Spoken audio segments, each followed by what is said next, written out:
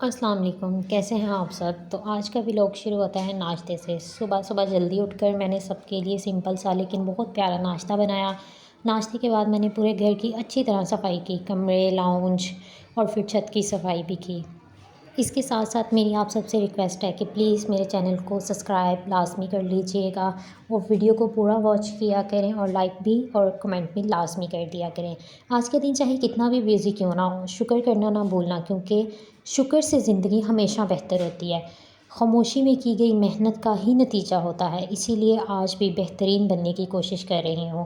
گھر کی صفائی ہو یا دل کی، دونوں روزانہ صاف رکھنا چاہیے۔ چھوٹی چھوٹی نعمتیں ہی زندگی کو بڑا بناتی ہیں۔ جو چیزیں آپ کے بس میں ہوں وہ محنت ہے، جو بس میں نہ ہو وہ اللہ پر بھروسہ ہے۔ ہم سب کو اللہ پر بھروسہ رکھنا چاہیے۔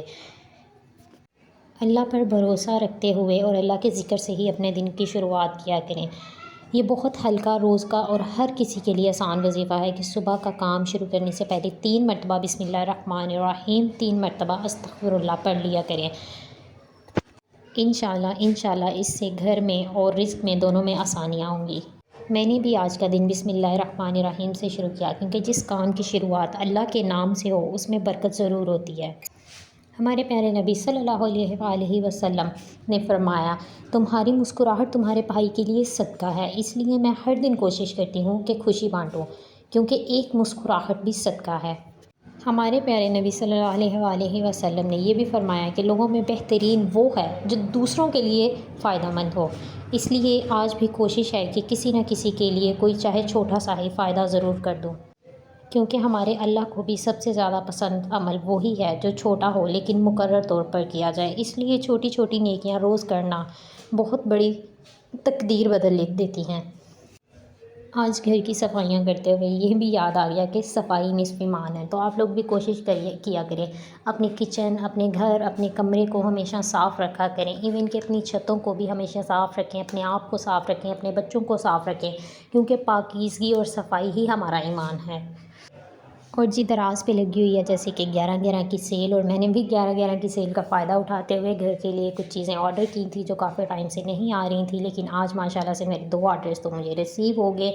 آرڈرز کو ریسیو کرنے کے بعد مجھے یاد آیا کہ آج کچھ پکانا بھی ہے، خالی صفائی میں اور پارسلز میں تو ٹائم ویسٹ نہیں کرنا۔ میں نے جلدی سے دودھ بھی بوائل کر لیا، کیونکہ آج دودھ بوائل کرنا بھی میں بھول چکی تھی، اور ساتھ ہی میں نے سبزی کو بھی کٹ کیا، اور ساتھ ہی ساتھ میں نے کھانے کو اوپر رکھا اور چلی گئی نیچے والے پورشن میں صفائی کرنے کے لیے، کیونکہ ہمارا نیچے کوئی اتنا خاص کام نہیں ہوتا، ہم رہتے نہیں ہیں اوپر والے پورشن میں ہی ہم رہتے ہیں، تو نیچے روز صفائی نہیں ہوتی، کبھی کبھی صفائی کی جاتی ہے۔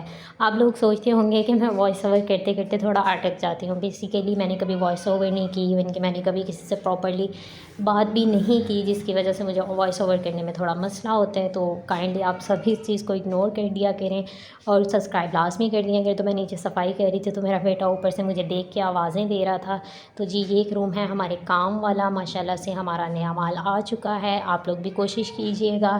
گلور کا سوپ لازمی یوز کیا کریں، گلور سوپ، ہینڈ واش، یہ دراز پہ بھی اویلیبل ہے، آپ لوگ اس کو آرڈر کر کے کسی بھی سٹی میں منگوا سکتے ہیں۔ یہ الحمدللہ ہمارا اپنا برانڈ ہے، اور آپ سب سے ریکویسٹ ہے کہ کائنڈلی اس کے لیے دعا بھی کیجیے گا کہ اللہ پاک میرے شوہر کے کاروبار میں برکت عطا فرمائے اور صرف رزق حلال کمانے کے لیے دے، کیونکہ حرام کھانے سے حلال کھانا بہت بہتر ہے۔ ہم حرام کو بہت ایزیلی تو لے لیتے ہیں، لیکن وہ حرام ہمارے لیے، ہمارے بچوں کے لیے دنیا میں بھی آگ ہے اور آخرت میں تو ہے ہی ہے۔